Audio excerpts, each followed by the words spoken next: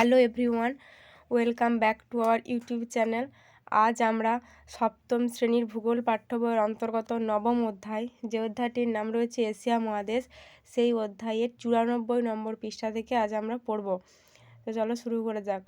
চীনের ইয়াংসি নদী অববাহিকা। এশিয়া মহাদেশের একটি উন্নত সমৃদ্ধশালী অঞ্চল হলো ইয়াংসি নদীর অববাহিকা অঞ্চল। ইয়াংসি এশিয়া মহাদেশের দীর্ঘতম নদী, এর দৈর্ঘ্য কত? 6300 কিমি। ইয়াংসি নদীটি কুয়েনলুন পর্বতের একটি হিমবাহ থেকে সৃষ্টি হয়েছে, তারপর পূর্ব দিকে বয়ে গিয়ে পূর্ব চীন সাগরে মিশেছে। ভূপ্রকৃতির পার্থক্য, মৃত্তিকা ও জলবায়ুর পার্থক্যের জন্য ইয়াংসি নদীর অববাহিকাকে 3টি ভাগে ভাগ করা হয়েছে। কি 3টি ভাগ? ইয়াংসি নদীর অববাহিকার 3টি ভাগ। একটি হচ্ছে ইয়াংসি নদীর উৎস অঞ্চলে 4টি উপনদীর সঞ্চয় কার্যের ফলে সেজুয়ান অববাহিকা তৈরি হয়েছে। এই অববাহিকাটি লাল রঙের বেলে পাথর দিয়ে তৈরি বলে একে কী বলা হয়? রেড বেসিন বলা হয়। এই রেড বেসিন অববাহিকাটি উৎস থেকে ইচাং পর্যন্ত বিস্তৃত। এখানকার জলবায়ু খুব মনোরম। এই অববাহিকা কৃষি সমৃদ্ধ এবং জনবহুল অঞ্চল। তারপরটা হচ্ছে কি না, ইচাং থেকে হুনান পর্যন্ত মধ্য ইয়াংসি অববাহিকাটি উর্বর সমতল ভূমি। এই অঞ্চলটিতে নবীন পলিমাটি থাকার জন্য এখানে কৃষিকাজ খুব ভালো হয়। এখানে প্রচুর পরিমাণে ধান চাষ হয়, এই জন্য হুনান প্রদেশকে চীনের ধানের গোলা বলা হয়। এখান থেকে প্রশ্ন আসতে পারে যে কাকে চীনের ধানের গোলা বলা হয়? হুনান প্রদেশকে চীনের ধানের গোলা বলা হয়। ধান ছাড়া এখানে গম, কার্পাস, আখ, তৈলবীজ প্রভৃতি ফসল প্রচুর পরিমাণে চাষ হয়। ইয়াংসি কিয়াং এর মধ্য অববাহিকায় প্রচুর পরিমাণে শস্য উৎপাদন হয় বলে একে চীনের শস্য ভাণ্ডারও বলা হয়।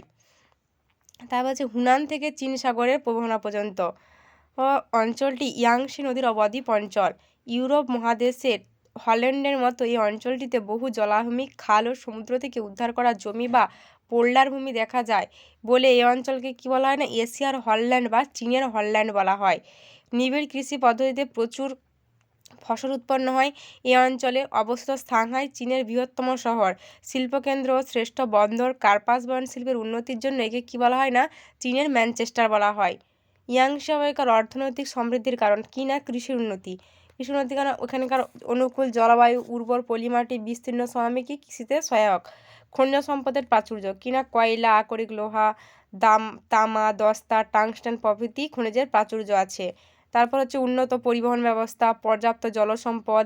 সাংহাই, নানকিং, চুংকিং বন্দরের অবস্থান, ঘনবসতি, সুলভ শ্রমিক, উন্নত পরিকাঠামো, শিল্পের উন্নতি, লৌহ ইস্পাত, রাসায়নিক যন্ত্রপাতি নির্মাণ, রেশম ও বস্ত্রবয়ন শিল্প ইত্যাদি এইসব কারণের জন্য ইয়াংসি অববাহিকা অর্থনৈতিক সমৃদ্ধি ঘটেছে।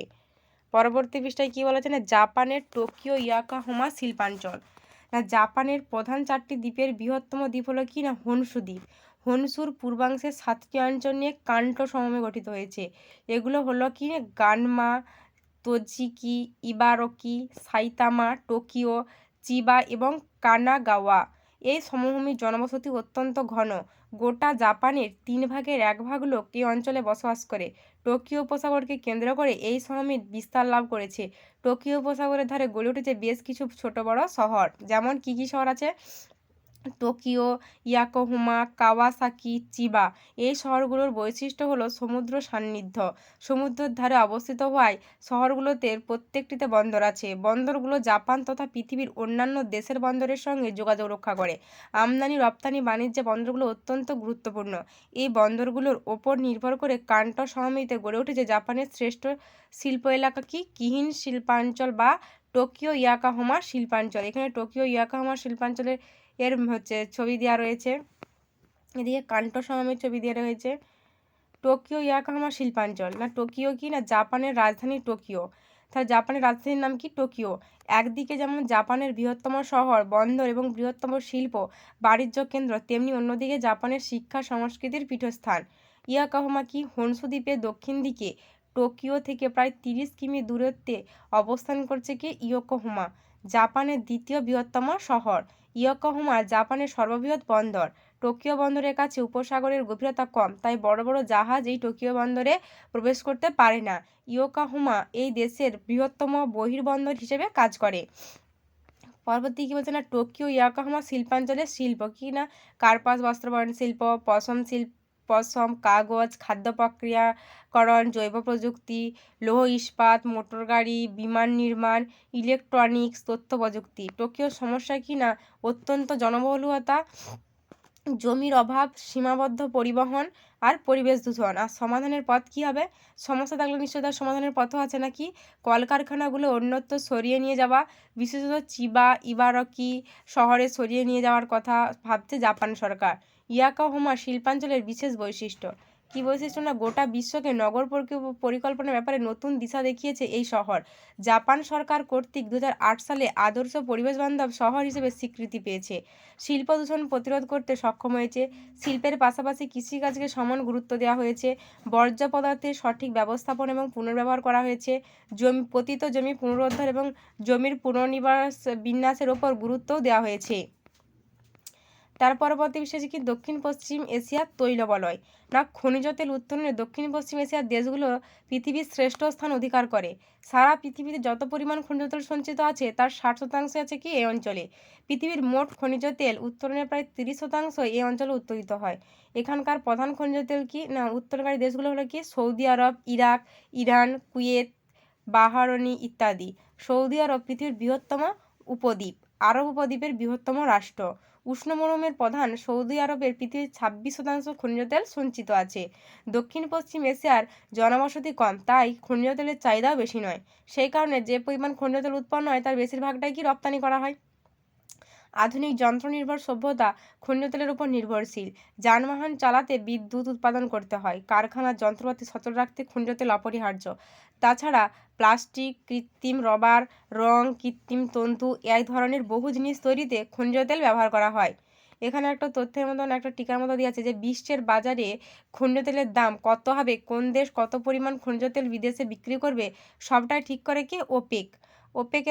ওপেক পৃথিবীর প্রধান তৈল উৎপাদক দেশের সদস্য। ওপেকের পুরো নাম কি না ওপেকের পুরো নাম হলো organisation of petroleum exporting countries. এটা তোমাদের টিকা হিসেবে আসতে পারে যে ওপেক কি বা ওপেকের ফুল ফর্ম কি। পরবর্তী বিষয় আছে খনিজ তেল উত্তোলক অঞ্চল। খনিজ তেল উত্তোলক দেশ আর তৈল খনি উত্তোলক দেশ কি সৌদি আরব। সৌদি আরবের কি ঘাওয়ার, আবকিক, আইনডার, ধাওরান, সাফানিয়া, মনিফা। আর ইরানের হচ্ছে তৈলখনিগুলো কি মসজিদ ই সুলেমান, নফতিসাহ, আঘাজারি, হাফাতোকেল, গাতসারান, লালি। আর ইরাকের হচ্ছে কিরকুক, মাসুল। কুয়েতের বারগান, মগাওয়া, আল হামাদি, আলজারা। সংযুক্ত আরব আমিরশাহী কি না মুরবান আমিরশাহী। কাতারের তৈলখনি হচ্ছে কি জেবেল দুখান আর ইদাল সারকি। ওমানের হচ্ছে নাতিহ। সিরিয়ার হচ্ছে ওমর বা আল ইজবা। বলছে এই সমস্ত তেল উত্তোলনকারী দেশগুলোর অর্থনীতি রপ্তানি নির্ভর। খনিজ তেলের মতো মূল্যবান জিনিস উৎপাদন করে এসব দেশে বসবাসকারী মানুষ বিলাসবহুল জীবনযাপন করে। আর দক্ষিণ পশ্চিম এশিয়ার এই দেশগুলোর আবহাওয়া ভীষণ শুষ্ক আর উষ্ণ। এক সময় খুব কম লোক বসবাস করত। খনিজ তেলের বিরাট ভাণ্ডার আবিষ্কার হওয়ার পর এখানে বড় বড় তৈল খনি কেন্দ্রিক শহর গড়ে উঠেছে। কি বলছে না সৌদি আরবের ঘাওয়ার বিশ্বের বৃহত্তম খনিজ তেল উত্তোলন কেন্দ্র। প্রশ্ন আসতে পারে যে বিশ্বের বৃহত্তম খনিজ তেল উত্তোলনকারী কেন্দ্রের নাম কি না বলবে সৌদি আরবের ঘাওয়ার। আর সাফানিয়া হচ্ছে কি সাফানিয়া হচ্ছে বিশ্বের বৃহত্তম সামুদ্রিক তৈল খনি। আজকের ভিডিওটি এই পর্যন্ত, ভালো লাগলে লাইক করো।